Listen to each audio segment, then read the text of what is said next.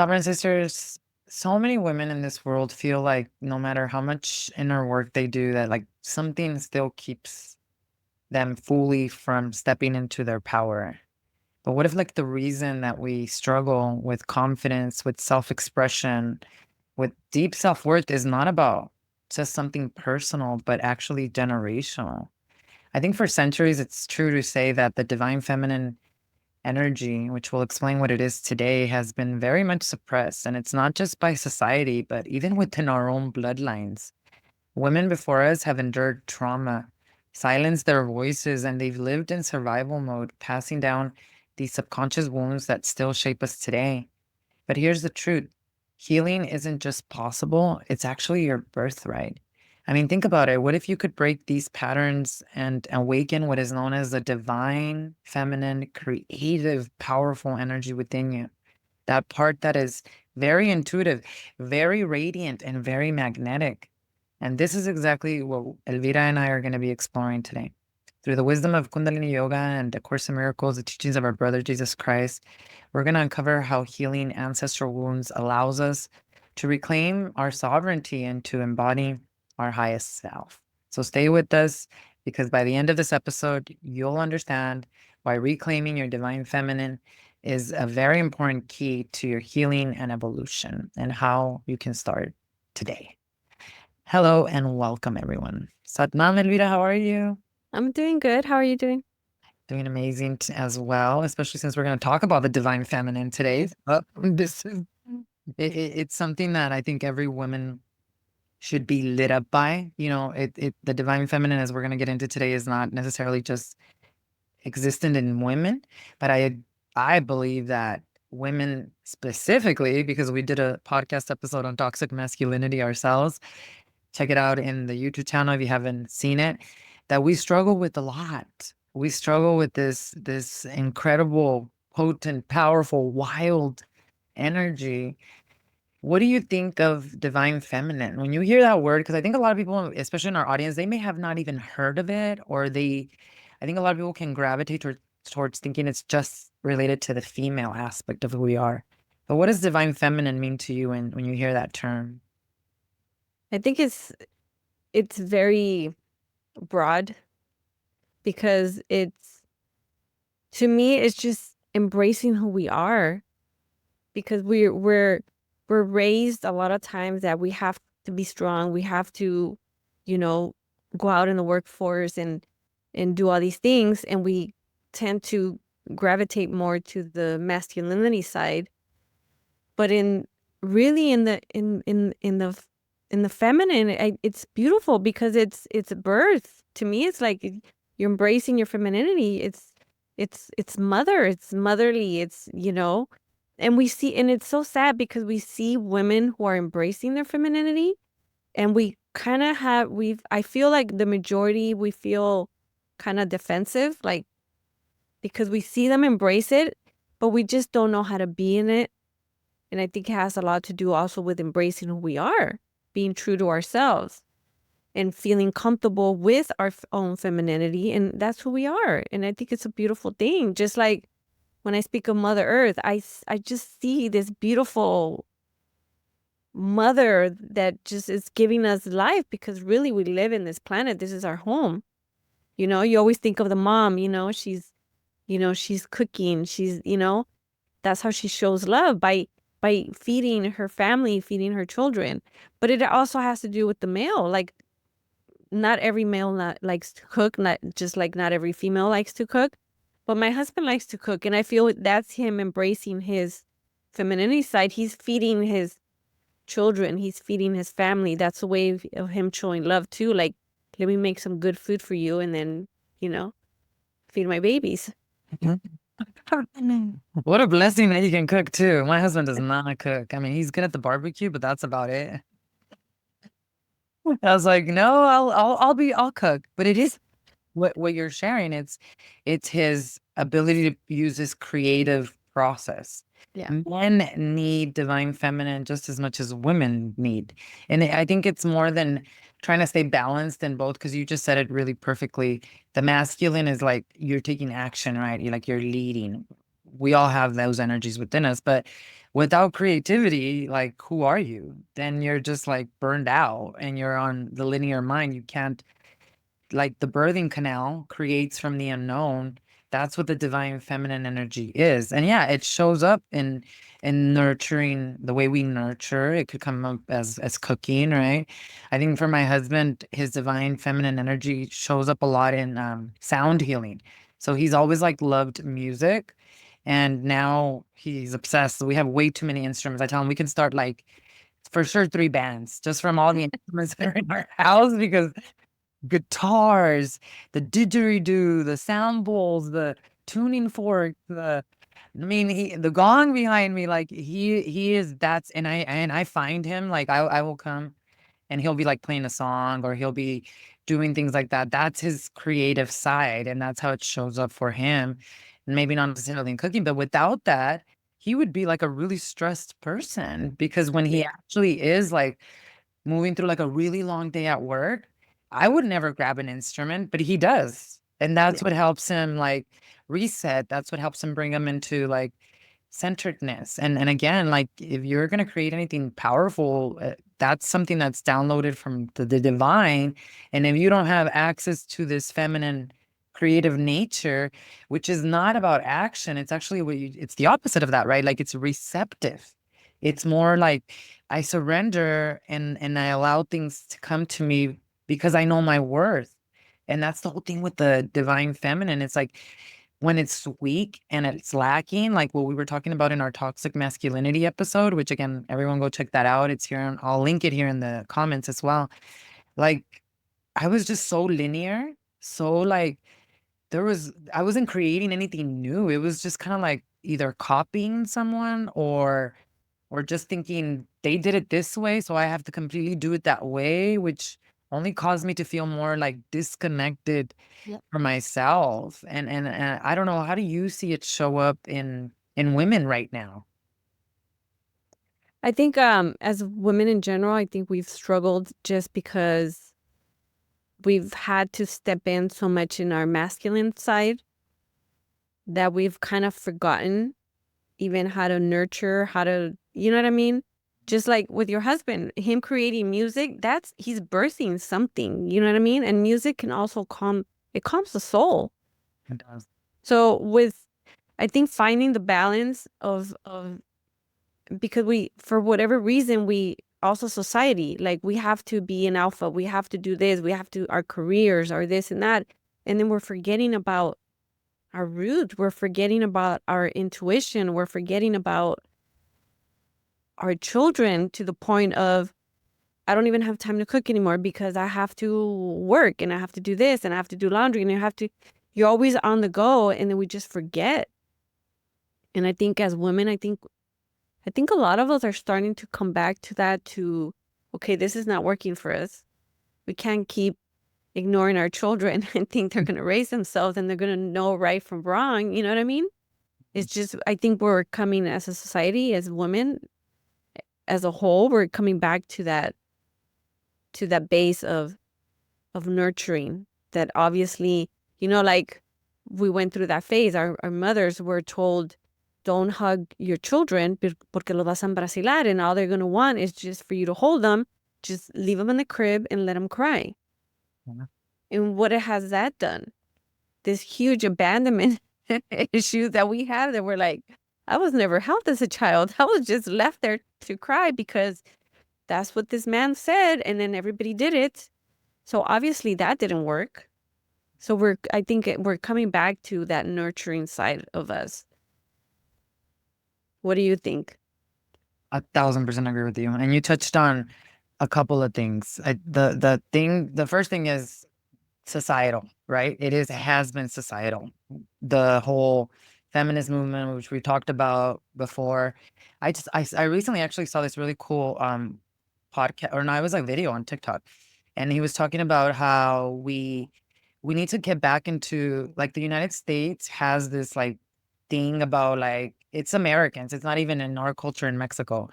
But you know how Americans are like, you're 18, get out of the house. Mm-hmm. And they said in the video how this was basically a gimmick, because you get them out of the house, they're paying taxes, they're paying Mm. mortgages, they're getting the work field, it was done on purpose. Same thing what we were saying with the feminist movement. And I looked at the comments and it was so surprising for people. All of the comments were like, yes, let's bring back nuclear families. Let's bring back, like, even I look at my sons still live in my house. Obviously, they pay bills and all of that, but I would never I want them obviously to buy their own house and they want to, but I would never kick them out. And Yeah. even if I think about, like, we're in business together, like, they own the company with my husband, and so they're all equal partners, and we are even making investments together. We're like, one of the things we're doing is, like, in Costa Rica, we're building land, but we wanna create a family compound where we have not just our house, their house and their family's house, and then my in-laws' house and my mother's house, all in the same place. And it was so cool to see in the comments how people were like, we need to get back to that. And I think you in real estate, I think, have you noticed? Because I remember Lennar, that was here I am plugging them, even though they were not always best. But remember when there was a time where they were building these houses that had like a separate living quarter for like a mother-in-law, or like a child that's gonna live there with them. Are they still doing that, right? No. Oh, yes, it's very big where they have their own little one-car garage. They have their own bedroom, laundry, their little mini it's like a little apartment. Yes. So they call it either next gen, they're calling it next gen, which is Okay. either next generation because everything's expensive. So we're going back to that either a mother-in-law where they could like have their own little space and then the main home, or you could have a kid, one of your children there. And I've thought even Phoenix right now, they passed if there's room in your backyard and there's depending on the size of your house or the size of your lot, they will let you build a little casita, a little guest house or something in the back for the same reason. Also, I believe it has to do also with the economy. But I think as overall, like when we take care of our parents when they get older and they live in the house, they're actually better taken care of. They're mentally healthier and we're all in the family. You know what I mean? That's how it used to be. We wouldn't put them in a home unless, I know there's a situation like with an aunt of mine, she would just take off. And that's very hard and difficult, especially when there's no gate or something that could hold them. They just take off and God forbid they get lost. Um, I know my grandmother, she had like a fence. So they were able to keep her home. And then when she would get out, everything would be locked. She would be able to go outside, but she wouldn't be able to leave. But I think it is going back to that. And I feel like that's a reflection of the divine feminine healing too. It's where we're not letting, I mean, the Mexican president was really bold when she talked to the Trump, because she was saying, we create the drugs here, but you all consume them. We don't consume Yes. the drugs here. And she said the reason is because we still have the nucleus family, we still have a family that we have morals, we have values. And in the United States of America, it's this whole, and that's that toxic masculinity where if women are not connected, especially to their divine feminine, it's like, it's almost like, well, society said you have to go figure it out. I'm gonna kick you out and do this and that. And that's what I mean about us coming back into this like creative, nurturing, not just from a woman's perspective, but also a man, to know that there is power in this energy field that does not need to be suppressed and that you can actually learn to heal. So we have society that messes us up. That was one of the things you mentioned. Then the other thing is like what you mentioned as well, are our families, our own, generational trauma. Because when I think about like women in general, like especially in my lineage, they've endured emotional repression, abuse. They've endured survival-based mindset. And there's even what is known as the witch's wound, which we've talked about before, which is, I know my grandmother was an undercover healer. She healed everything with the plant, everything and anything. And yet she did it on the DL because she didn't want anyone to judge her. She didn't want anyone to find out that she was doing that. That's an ancestral fear of expressing spirituality, of expressing, and she was so intuitive in her dreams, but she didn't want to talk a lot about it. And I had to pull it out of her towards the last few years, right? She had like apparitions with the Virgin Mary. Like that's how deep her interactions were. When one of my uncles transitioned and he was the first one that transitioned of her sons, she said that the Virgin Mary came to her and cradled her and hugged her and held her while she was going through that. And this is a story that she didn't tell me until way late. Yeah. Uh, because of the fear of, I don't want to be judged as crazy. I don't want to be judged as, as a witch. So the thing what society has done, but also our own lineage through this emotional suppression and through trauma, is we have difficulty trusting our intuition. That means that our divine feminine energy is really it's lacking, right? We also overwork and we overgive. And remember, the divine feminine energy we said was receptive, right? It's surrender. It's I know my worth. And that's the opposite of divine feminine energy that is toxic. When you have divine feminine energy that is not there or is toxic, you're going to struggle with self-worth and receiving love. You're going to fear being too much or not enough. I think I lived through both. Yeah. For a long time, I thought I was too much, but at the same time, which is weird, how does one live that way, right? At the same time, I felt like I was not enough. And all of that stems from, yes, the societal programming that we go through, but it also goes back to the generational healing that we have to do, because I don't know, in my situation, it was the suppression of these creative, intuitive, psychic abilities. How did you see it show up in your lineage or in your life? Right now that you're mentioning about your abuelita, when my mom was pregnant with my sister Susan, the one that passed, she was at the hospital already, ready to give birth to her. But that night, she had a dream of a cousin that had passed away. He had recently just passed away, and he was holding a baby. So that morning when she woke up, she's like, something's wrong with the baby. And she was stillborn. So she says she had that dream where she dreamt of her nephew, which is my cousin, holding that baby. And he was like, oh my God, he was holding Susan, which is my little sister that passed away. But she's always, I think she doesn't know how to tap into it.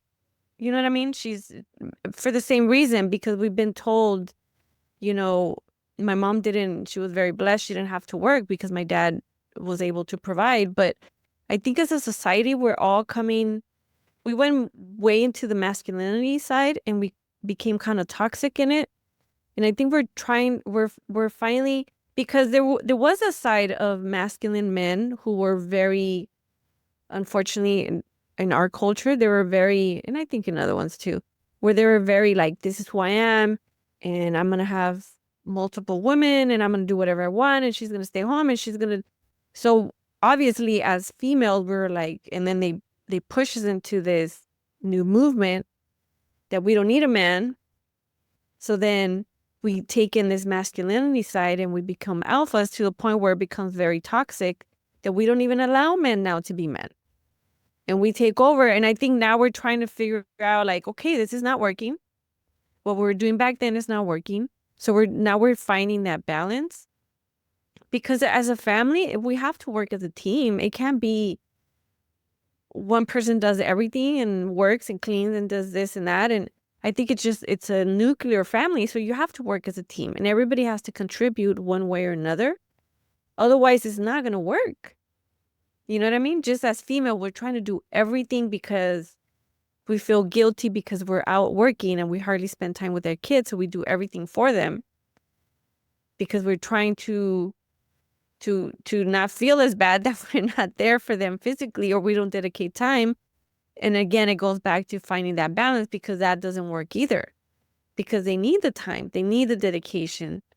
You know what I mean? It's just finding that balance. And men too, they grew up saying, men are not supposed to be in the kitchen.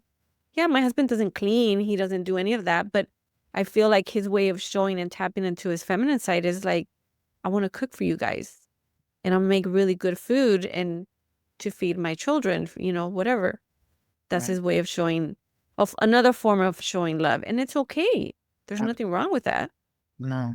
'Cause, yeah, it's not about male, female at all. It's about how do you find your creative expression.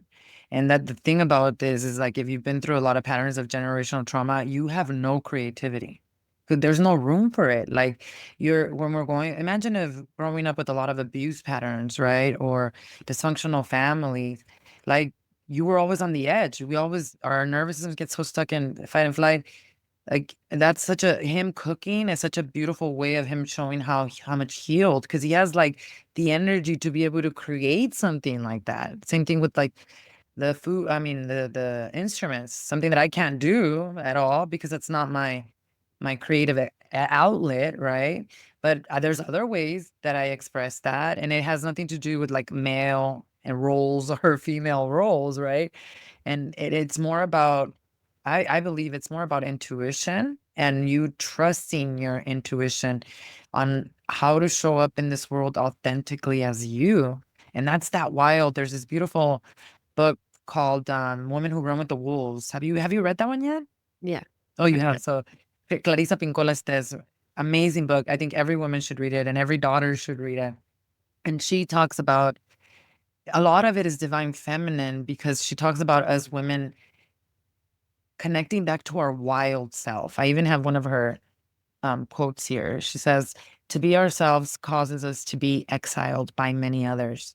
And yet, to comply with what others want causes us to be exiled from ourselves."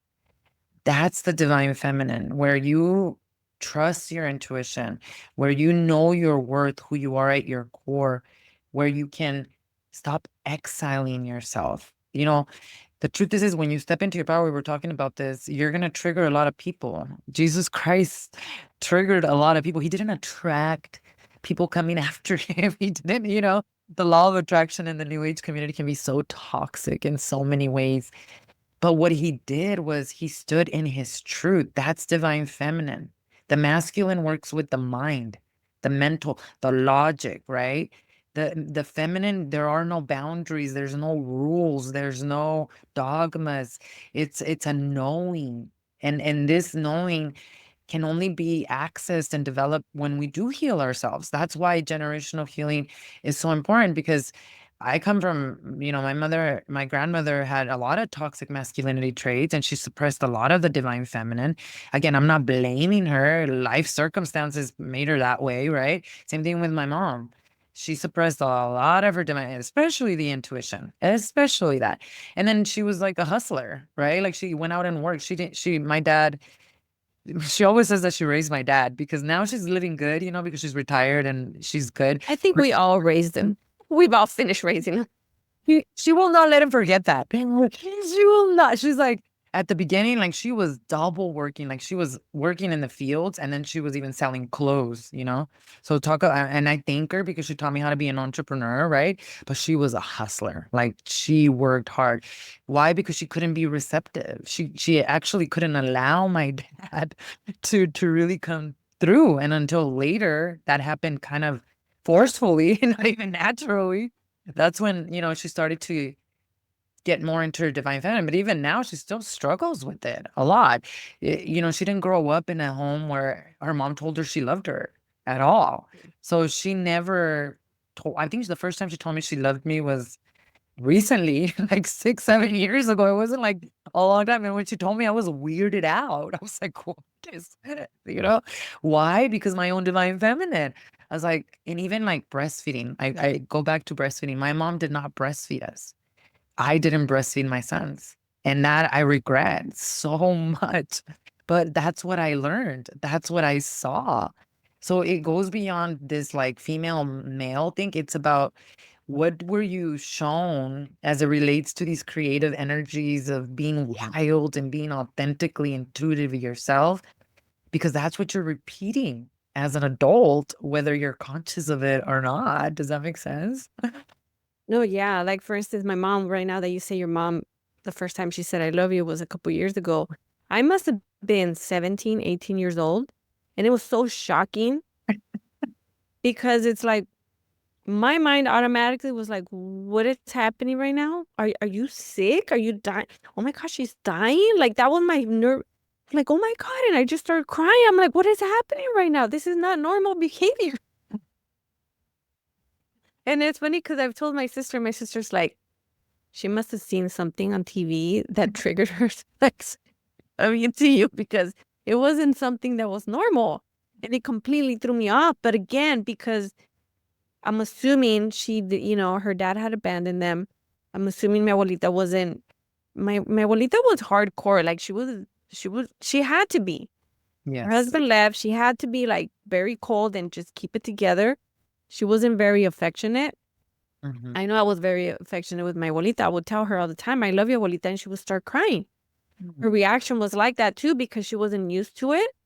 It was Mhm. like, I love you too, Elvirita. And I'll be like, oh my God, we just hug each other, you know?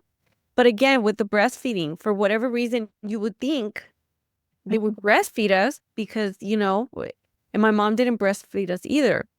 But for whatever reason, I felt like that was something I needed to do. Like my feminine intuition was like, no, I want to breastfeed all of my kids. And thank God I did because it gives you that beautiful connection. This is your child. You're feeding your child. Like, I don't know. I can't explain it. It's a beautiful thing. And then they would sleep better because I would just lay them with me and I would just breastfeed them and they would just sleep better at night. But I think again, it has to do a lot with what we were told, what they were told.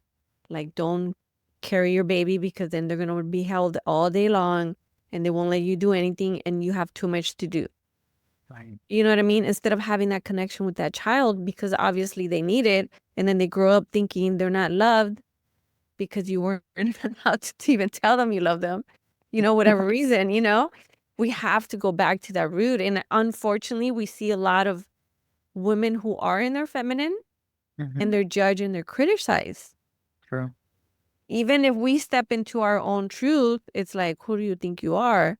But it goes back to that wound of because they haven't found themselves. They haven't been able to be themselves, that they haven't been able to connect with their own feminine side, that I believe it's very easier to be like, oh, who does she think she is walking over here all feminine? You know what I mean? It just Sure. and it's so sad. We need to go back to those roots. Yeah.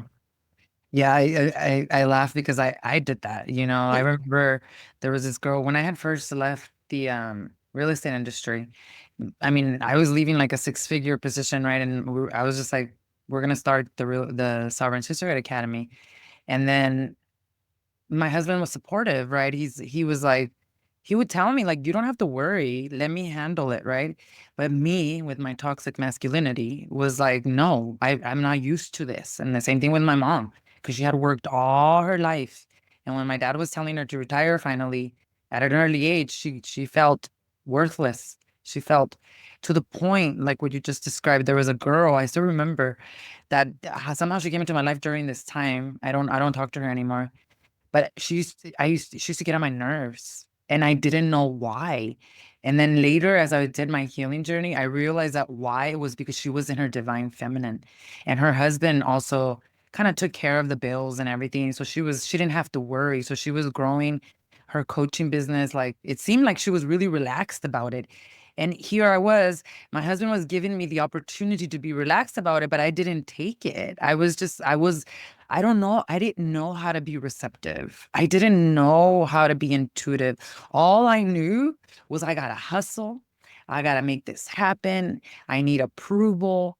But later is when I had to be honest with myself and be like, you literally like were like envious of her. You were like, that's why you were triggered. I mean, I could tell, I could share a lot of other things why she was annoying or whatever, and you may agree or may not. But at the core, that's why, because I wanted what she had. And then when I got it, I rejected it. So I had to do a lot of healing. And then God, like, it was like I was forced into it, literally forced into it because I asked for it. I was asking for it unconsciously, right? And I was forced into it to a way where it wasn't like, thankfully, like the bulldozer method, where it was horrific, something that, dark night of the soul where you come back out. But I knew God was leaving me these little trails of like, this is why I'm telling you, ladies, when you're triggered by someone, God, this work teaches you to go deep into what is really happening inside of you. And especially when you teach this stuff, you can't get away from your own self. So now, I'm triggered. I'm like, I have to do this work because I'm triggered because of something. It's not her, it's something that's going on inside of me. So I can totally relate with what you're saying. And I think that women that I to this day, I still think she lacked masculine energy. So she wasn't truly in her divine feminine. I've met women that are in their divine feminine and masculine. Like, for example, the shaman that I worked with in the Amazon jungle, her name was Angela. I think she said 3 words while I was there, and she was the most powerful woman I've ever met in my life. Both nurturing, but self worth. Like, she didn't have to say anything. She channeled energy in the room just with her presence. I was like, I want to be like Angela. Both not afraid to be in the front, but at the same time, so connected to her intuition, so connected to the surrender that like everything just flowed like through her. Have Oh, you, that's beautiful. yeah, have you met any women like this, or maybe even been triggered by women in the other arena? I don't know. What you just described, that's beautiful. I don't know if I've ever met anybody who's truly there. Um, I hope to be there one time at some point in my life. That would be beautiful. But I think I have seen very women, even in the real estate, who I see them. They're they're very alphas. They're in the masculine, but at the same time, they're very feminine because the way they take care of themselves, the way they carry themselves, I do see that and I'm like, ah, that's beautiful. Like I don't before I used to get triggered, there were certain people who would trigger me to the point where they were very, I think, like they just didn't care. So I would get triggered because I would see them just enjoying life and dancing, blah, blah. And I'm like, there was something about that would trigger me.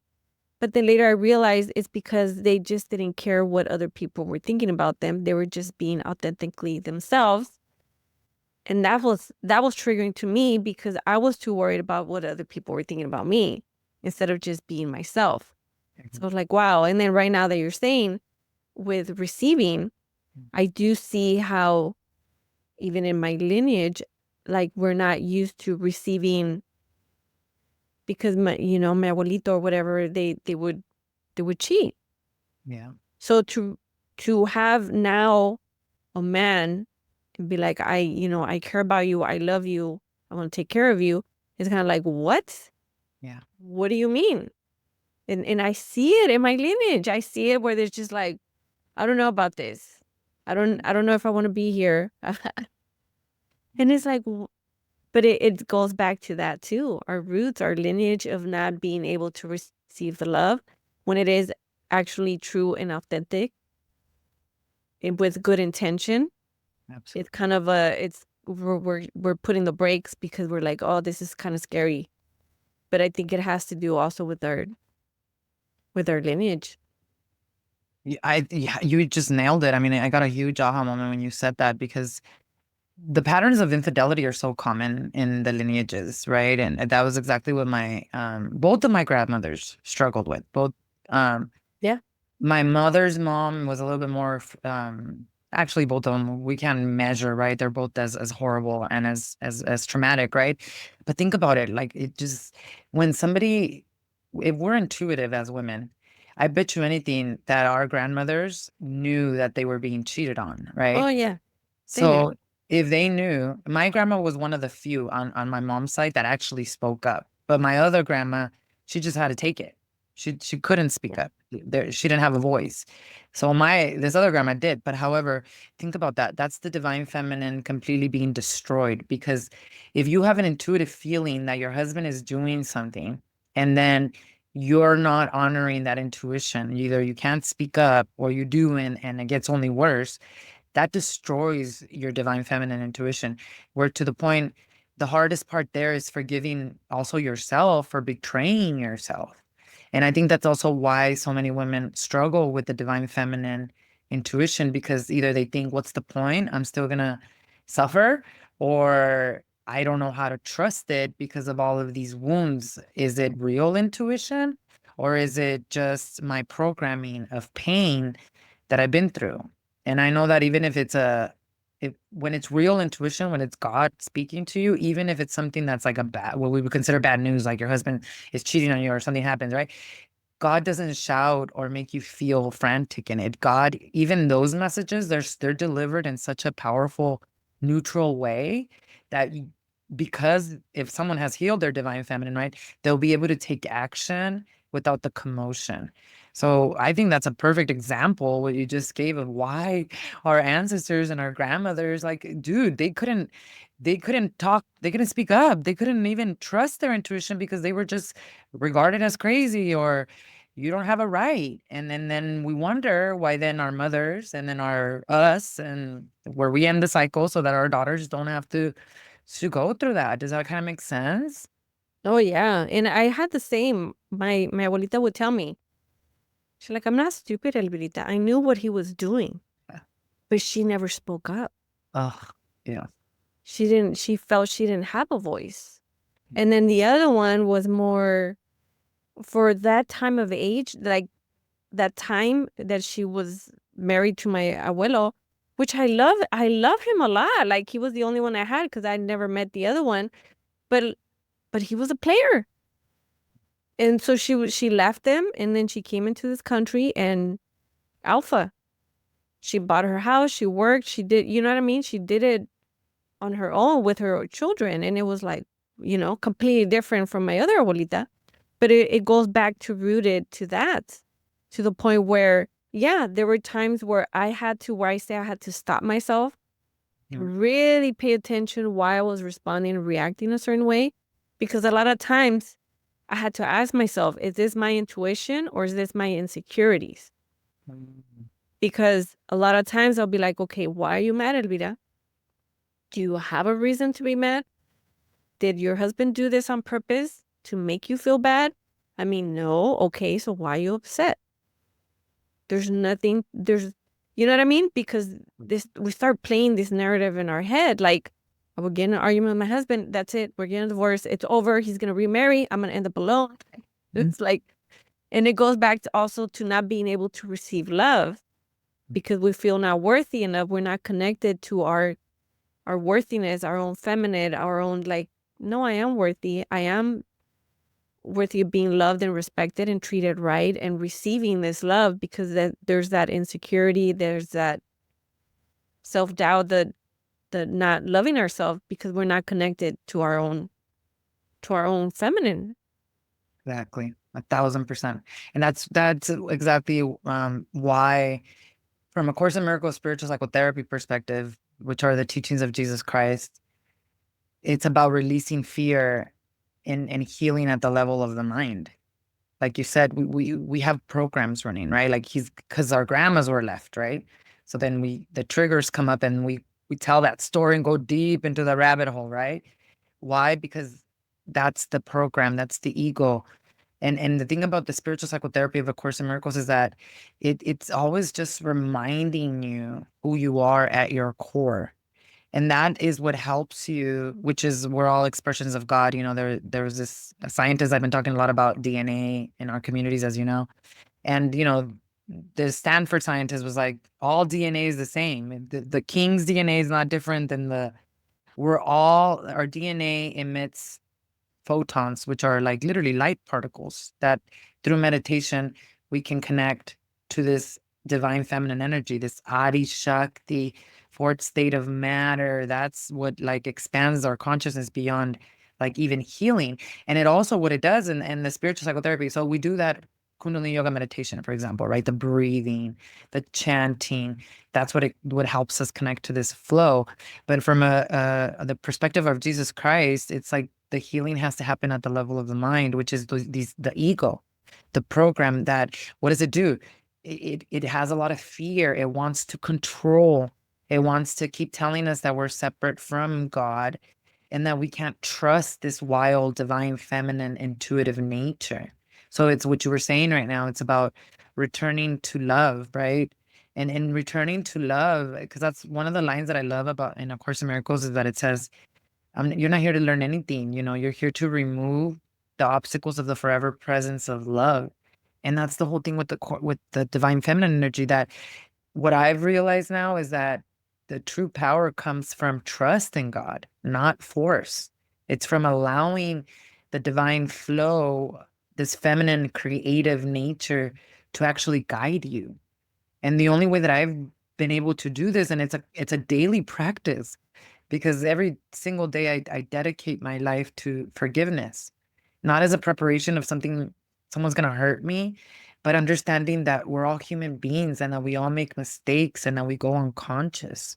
So for me, the spiritual psychotherapy, it took me on a path of definitely forgiveness and facing these Judas in a way where I had to figure out, not necessarily see the Christ in them, recognize the ego in them, and then still learn to transcend that. And that's not an overnight thing. Like it's like a ladder that I constantly have to climb, and my consciousness is, the higher you go, the more you see with eyes of Christ. So this became like a process of releasing these like stored memories from the body, but at the same time remembering who I am at my core. And that's where the Christ teachings became so like important, because if you think about A Course in Miracles, it's not like oh, let's look at all your shadows, let's look at all your, no, the whole course is about you remembering, hey, you are created in the image of God. Hey, you are a powerful being, you are the light. And when we know that, that's when we can release this fear of being authentically ourselves, or this fear of being exiled by others, which it comes with the show. Just get used to it. Like, imagine if our brother Jesus Christ would have taken that stuff personal. You would think now that we're doing this healing work, all love and light. It's not that I get more opposition. It's just that I see opposition more.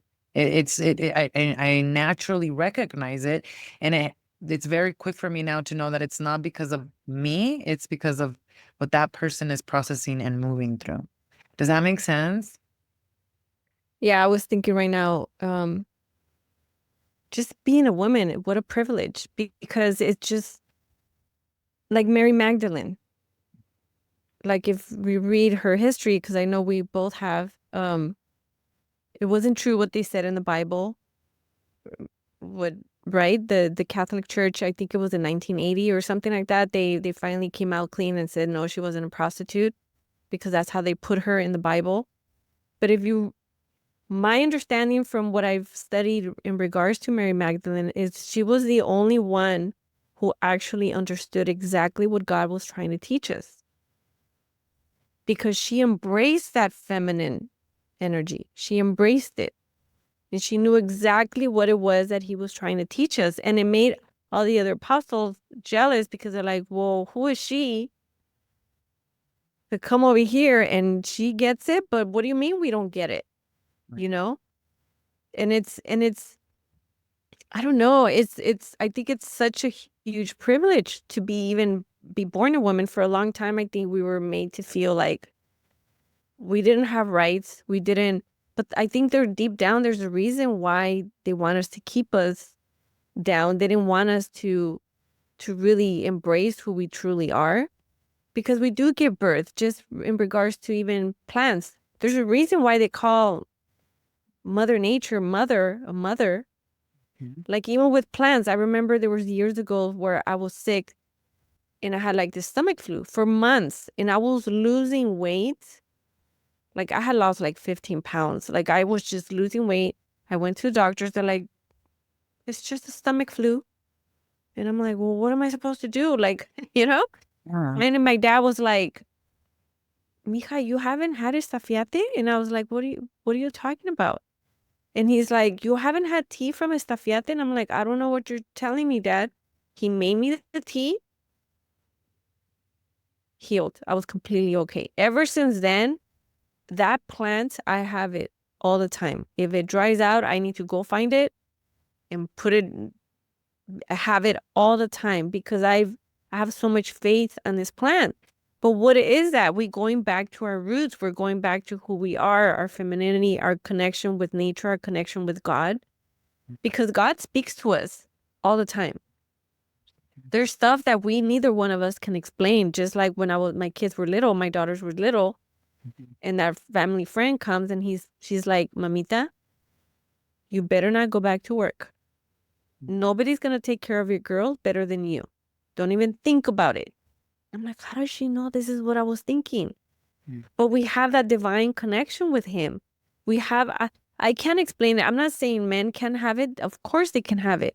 But just like your mom says, did she finish raising your dad? Mm. I think we all finish raising our husbands. But to this day, I think I'm still raising him. The other day, I was like, can you cover your mouth when you cough, please? I was thinking of telling his mom, like, did you not teach him to cover his mouth? But it's just in us. Right. It's naturally in us to like nurture, to guide, to educate, to give birth. Like, what a privilege. And we've gotten so lost and forgotten about that I don't know. I'm loving this stage. There was a time in my life where I felt I was born in the wrong stage of life, of society, because I felt like more old fashioned and I couldn't figure out like, and at the same time, I want to be a businesswoman. I wanted to work. I wanted to do this. And at the same time, I'm being pulled home. Like, I want to cook. I want to take care of my family. I want to take care of my husband and take care of my kids and my home and have it nice and clean and help them out and support them however I can. And it's so difficult finding that balance that I think as society, we're all seeing what's working and what's not, and we're all going back to those roots of, I think we need to rethink how we've been doing things. Oh yeah, and I think you're such a perfect example of that because like even though your mom didn't necessarily, well, she was a stay-at-home mom at least, where you received that message, but I mean she wasn't breastfeeding or doing those things, right? And look at you, you were listening to your intuition. You were actually doing things right. You did do things right, but society didn't support that. There was like you said, the alpha women, the building a business. Maybe I should be helping my husband when staying home. If I was given an opportunity, I would stay home with my babies. I would breastfeed them. I would focus specifically on them, especially between the ages of 0 to 7 when their brains are developing in a big way. And maybe later, build something if I wanted to. And you were not the weird one. We were the weird ones. It's just that society didn't support that. And that's a perfect example of how you trusted your intuition. And that's what we're saying about this divine feminine energy. It's trusting your intuition and in everything, in your creative expression, in the healing modalities you want to experience. Last week, my sister sent me this beautiful podcast episode. I have to send it to you because this woman is like a curandera from Oaxaca, I believe she is. And she has even a program on how to heal with herbs. And but the thing is that she mixes her roots, the herbs, but she also uses yoga and meditation, and she uses Ayurveda. And they asked her that question. I always battled with this question because teaching Kundalini yoga and now as a Kundalini yoga therapist, and when we talk about these things, like the one thing is like I always want to show reverence and respect for these traditions, right? Like I don't want to appropriate, or I don't want people to think now she's wearing a turban, so I always just try to be as respectful as possible. And I feel very privileged and blessed that the resources and the people have come to me to learn these things. But I loved what she said. She said, we're all citizens of this earth. A particular modality does not belong to these people only or these people only. They belong to whoever can align with them and works for them. Is yoga for everyone? No. Is meditation for everyone? No. Is plant medicine for everyone? No, like we were talking about. Do what fits you. But to me, she was like reflecting what I've always felt on my life, that yes, even though perhaps Kundalini yoga didn't come from my roots, that I can absolutely use it as long as I respect it and offer it in that way. And that we are very, very privileged because our abuelitas did not have this access. They had knowledge from within, but then they were scared to use it because of the fact that the divine feminine had been suppressed for such a long time. So I think that's a core message that I want to leave everyone with. You got to learn if you really want to heal your divine feminine. Yeah, absolutely. Meditation is gonna not heal you, it's gonna reveal you, right? You're gonna access the kingdom of heaven from within you. But just like there is meditation, there's a lot of different paths to trusting your intuition and expressing your divine feminine, like we talked about with cooking, with music. For me, like I love to communicate. So when I get my live healing sessions ready, or when I'm preparing for my Kundalini yoga class, that's massive creativity for me, right? So trust yourself and what your intuition is doing. And don't be afraid of meditation, because it's only going to reveal to you your authentic self, so that you get away from all these like dogmas and rules and all these things that people, religious things, right? That then keep you away from owning who you are authentically. What are some last minute things you want to say on this? I think we all can learn from each other. It doesn't have to be necessarily from our culture. Like I've said, yeah, like our religion or whatever, it says you can't do yoga. And I have people telling me, or they send me videos like you shouldn't be doing it. And I respect it, that's fine. But from my experience, I've had very good experiences where I can honestly say I can't just for me specifically based on my date of birth, I'm supposed to practice the negative and the positive mind. I've said this before. And I didn't know this when I started practicing Kundalini yoga. So the first time that I had a class on the negative mind and we did the meditation, the whole class was based on the negative mind. I literally felt my soul felt so happy. And I couldn't explain it. I just felt like Tinkerbell when she's twirling up in the air and she's just like, that's how I felt. I can't explain it any other way. When I practiced the negative mind or the positive mind, the same thing. And it wasn't until years later that I was talking to you and you're like, well, based on your date of birth, you're supposed to practice the negative and positive mind. And I was like, wait a minute. Those are the two that I did where I felt my soul. I can't even explain it. I had never felt that in my life. My soul felt so happy.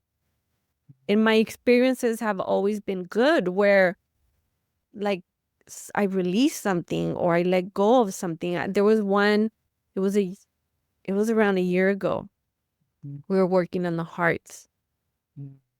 I don't remember what body that is, but we were working on the heart, or maybe it was the heart one, where I had a connection with my indigenous side. I was connecting to my indigenous side. And when we were working one of those, it was around that time where it was the hearts, and I felt this connection with my sister. Well, whatever was happening between me and her, whatever resentment, whatever, it just all fell apart. And that was around the time she contacted me and we started speaking and we healed and we came back together. And I was like, oh, like I can't explain those things. I can't. So I feel we can all learn from everybody, from each other. We can all learn from each other. And being connected to Mother Earth, how can that be wrong? We've been fed all these medications, but a lot of them do come from plants.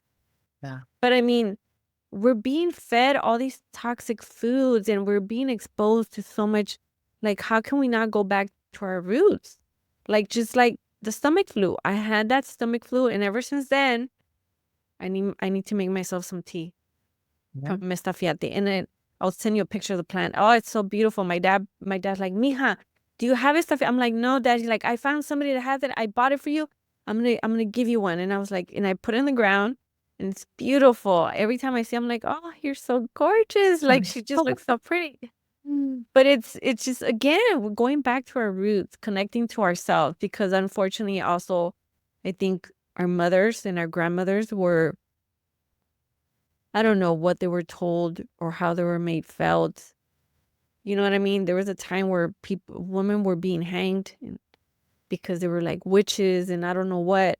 And they were probably just connected to their intuition, their feminine side of like, instead of taking all these pills and this and that, it was all natural. They're like, oh, she's a witch. That's how it happened. Or a woman. Yeah, you have to send me that plant. It sounds amazing. It's probably even good just for like preventive medicine, just to drink it, like once in a Well, while. they say you shouldn't take it Oh, only just here. like every day or nothing like that. but it does work for that. It does something. My mom was telling me, my grandma used romero a lot, which I think is rosemary, isn't it? Yeah, even for cooking. Yeah. We love to use it for cooking, like fried fish or whatever. My husband Yes. like he throws it in there and it gives it this certain flavor. Like oh, it's beautiful. Even just to smell it.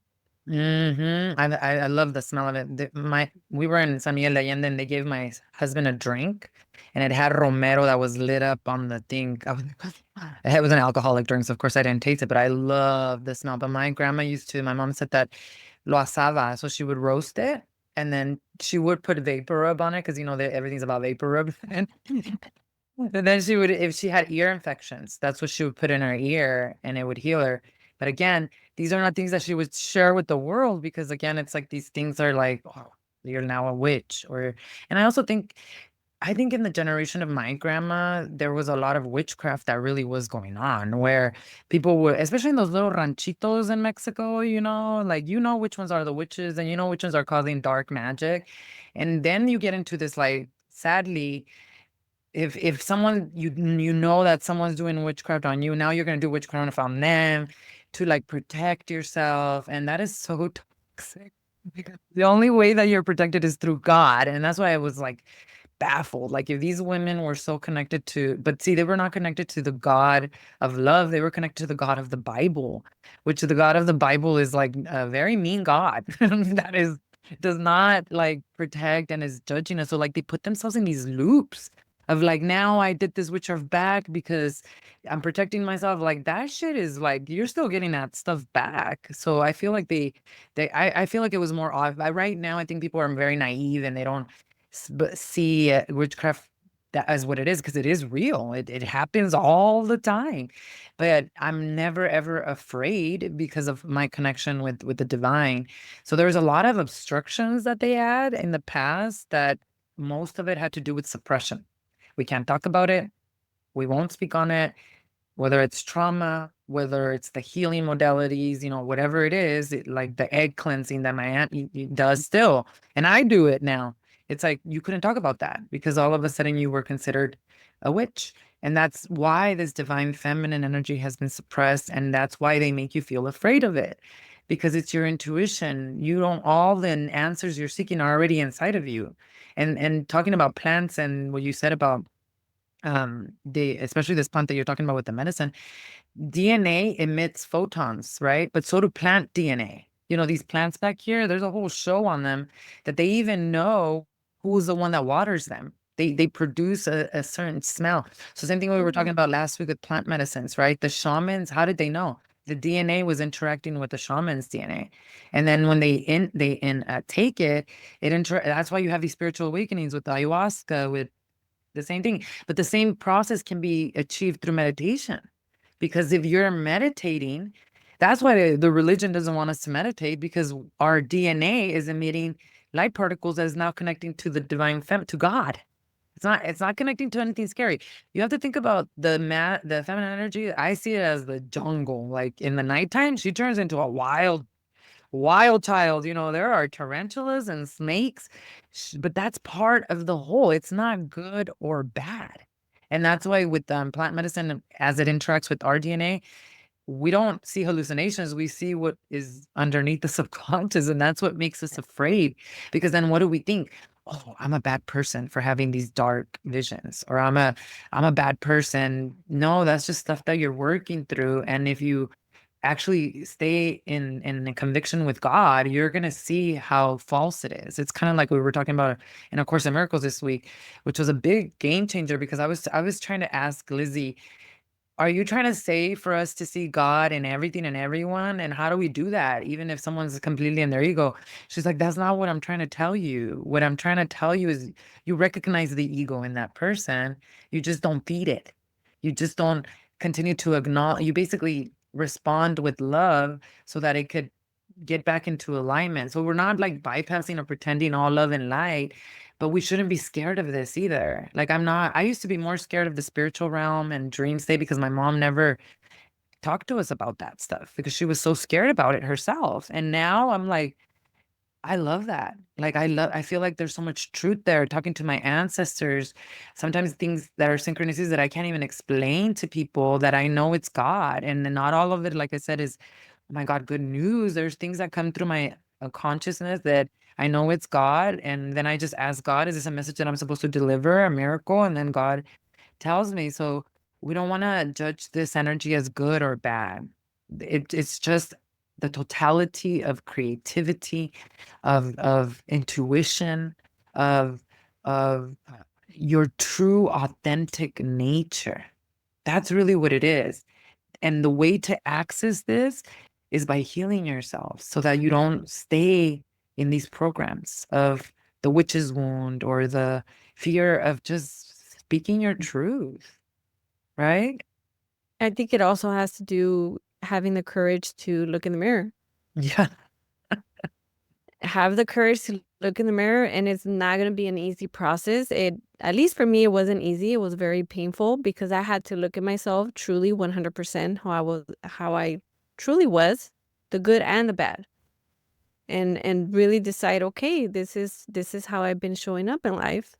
What's going to happen? Are you going to stay here? Are you going to change? Or are you going to work on yourself? And it came to the point where I had to dissect all of my thoughts. Okay, why are you reacting this way? Why are you feeling this way? Why do you want to say this? Why do you feel offended? Why do you feel, just constantly to try to figure out what was playing unconsciously in my head. Right. Like my husband's gonna leave me, he's gonna divorce me, and this, why is this happening? And a lot of times we don't even need to understand why it's happening, why those thoughts are there. Just acknowledge that, okay, this is not okay. Why is bring yourself back and really and try to work on yourself and be like, okay, well, this is not who I want to be anymore, or this is not how I want to show up in life. So what are we going to do about it? But Exactly. I think we do need to look at ourselves in the mirror to really embrace ourselves and embrace our abilities as well. Just like there's times I tell my husband, I'm like, so what's the plan? You're going to do this, this, and that? Like, how do you know? I don't know. I don't know. I just know. I just know. Can't explain it. And then sometimes it is off because I think we haven't, for so long, we've been so engraved to like not pay attention to our gut feeling, not pay attention to our feelings, really, that Absolutely. a lot of times I'm like, okay, I was off. Hmm. I was way off. Right. And you're compassionate with yourself through Yeah. it. But that's exactly it. And that's where the messages of this episode, like, don't be afraid of your intuition. Don't be afraid of your creativity. You don't have to follow what everyone else is doing. Like, you can trust yourself. But again, that's where the spiritual psychotherapy was so important, but at the same time, we practice the yoga because you can talk about it forever, or you can just let these memories fall off of the body. That's what the yoga does, and it's not a religion. There was recently a Harvard yoga therapist, Kundalini yoga therapist, who was being interviewed about that, and he's like, "You don't have to believe in it. You don't have to. It's not a religion. It's actually a science that of the body, of the mind, and the spirit." So you have to experience it, and then you can make your own decisions based off of that. And I think that if we don't have a divine feminine energy that is healed, I think that we're going to struggle with that. And we're going to repeat these things over and over and over again. And one of the things, we are the sovereign sisterhood movement. And I've always told everyone, and there are, even in our community, you notice there are some women that gravitate fully to the Kundalini yoga classes, while there are some women that gravitate fully to the Course in Miracles. You don't, and I didn't force anyone. Even my sister, she teaches A Course in Miracles. That's all she gravitates. It's just until recently that she started doing the Kundalini yoga meditations. That's her. That was her way. That was her trusting her intuition. The tools are there. No one's gonna force you. No one's gonna tell you you're doing it right or wrong. You get to be sovereign enough to decide. That's what the divine feminine is. Yes. Yes, for sure. 100%. And I Beautiful. think I think the best way to explain is just energy. You're moving energy. That's exactly. And I tell people, look, because I believe in feng shui, and feng shui is all about energy. It's Mhm. a pseudoscience that explains to you the flow of energy. So it's like your house, it gets dusty. It just gets dusty. So what do? You clean it. That's it. Yeah. And then it's going to get dusty again. So you have to constantly just be cleaning it, cleaning. So it's the same thing as with energy. Right. And I feel it because I deal with a lot of people, or you meet somebody and you're like, "Oh, I don't know. I think this happened to everyone. You meet somebody and you're like, I don't know about this person. Or Mhm. sometimes you just automatically, oh, I really like this person. It's all energy, really. So it's like when I'm showing houses, there's times where I'm like, oh, and I'm telling you, little kids will be like, Mommy, they'll tell their parents, I don't know about this house. I don't like how it feels. And I'm like, okay, I'm not the only one. Yeah. I'm feeling it too. But I don't say anything. Right. And it's like the way my feng shui lady explains it. It's like she'll she cleanses the energy because she's like, if you cry there, if you're angry, if you're upset, if whatever, it's going to stay there. So you have to cleanse that energy. It's kind of like just dusting your house. You have to cleanse that energy and put in the energy that you want, which Right. is love, health, compassion, good things. So it's the same thing when you're practicing Kundalini yoga. You're you're moving energy that a lot of times is get blocks in our body physically that we're not able to release either from our grandmothers, our ancestors. We'll get later in probably like 5, 6 months, we'll get into more into like probably the physical, that special podcast we need to do. But there's Mhm. a reason why there's certain people in my family that have tumors in their neck, Right. that have thyroid problems in their neck. Why? To me, it's because they haven't been able to speak their voice. And it's 1,000%. energy that needs to be unblocked and moved because it's just being stuck there. Absolutely. Oh, so beyond wise. That is it. That, in a nutshell, right there. So, if you yourself are struggling with this creative nature of trusting yourself and your intuition, the reminder here is that you're not here to carry the burdens of your ancestors. We're here to not only just break the cycle, but to embody our power, to uncoil the potential that's within us. And that's where the feminine energy comes in very, very strong. Healing our feminine energy is not just about like feeling better, it's about transforming your entire life. When you heal the divine feminine energy within you, you step into confidence, into trust, into this divine flow where you no longer hustle for worthiness. You actually learn to embody it. So just, I want you to imagine waking up each day feeling connected to your intuition, radiating effortless confidence, embracing, like you said, life's flow energy instead of fighting against it. This is what happens when you return to your divine feminine essence. There's no more resistance. There's growth, of course. There's always growth, but you understand what you just described so beautifully, that all you're doing is allowing energy to flow. And that's life changing because when you don't add commotion, it's like I had this big awareness last week of how my ego led me to like the situation that I'm dealing with now. But it's like perfect timing because I had done so much work on releasing guilt and shame that even though that came up, I was like so compassionate with myself about it, where I know for a fact that if I wouldn't have done this healing work and if I wouldn't have been compassionate with these things that were coming up physically that I had to take care of, I swear to God, this would have been my demise. This would have been like the end of me. And that's why God is always so perfect when you especially trust your intuition. So we have to see this as an opportunity, especially we're getting ready to welcome the spring equinox. This is a rebirthing time. This is the new beginnings for all of us. So you can wake up confident. You can wake up connected with your intuition. This is what happens when you do the healing work. So if you're ready to go deeper, to break free from these generational patterns, you can always join us in our free Facebook or community, the Sovereign Sisterhood Movement. Link is below where we offer a weekly live healing session as well as more information on this.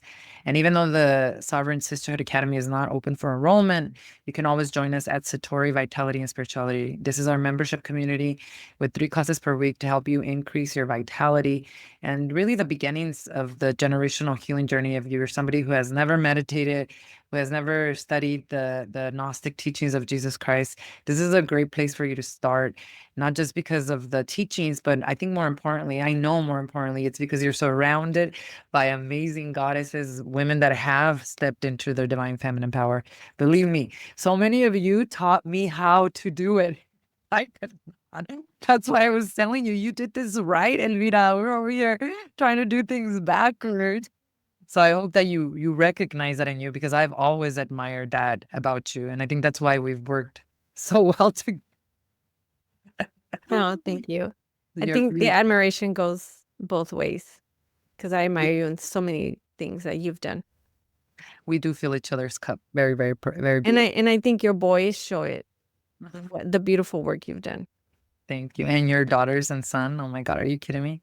I feel like they're mine. Like they're my children. I love them. When I met your children, I was like, wow, they do exist. Conscious, beautiful, vibrant, authentic. I told you that, and Yes. especially about your daughters too. I mean, just because of the fact that they are not the kind that like are out there trying to like just get attention and all this. Like Yeah. they know who they are and they're so nurturing. And so I could feel that just from the Oh, first yeah. time that I met them. Again, is energy. You Like, feel that. You feel that when you meet people. When I met your sons, even in the pictures, when I met Alex the first time, he was doing the classes as well as Satori. And I was like, oh, you feel it. You feel that energy. Even my husband told me, like, oh, like he's like, they're good boys, both of them, I love and you could tell, like, when you meet somebody, you feel that energy. It's all energy. yeah, same. Absolutely love your family. Absolutely all of them. Even your little puppy. So yes, ladies, you don't have to do this alone. You can always join us, of course, in our membership community, Satori. I'll link the links below. So thank you all so much. I hope that this conversation has opened and maybe even planted some seeds in your heart, whether you are struggling with your divine feminine, whether you're too much into the masculine. Know that not only is everything healable, but that you can come into balance so that you can use the superpower of both whenever it is that you need to use them. So thank you for you. Thank you for subscribing. Thank you for liking. Thank you for sharing. And we'll see you all again next week.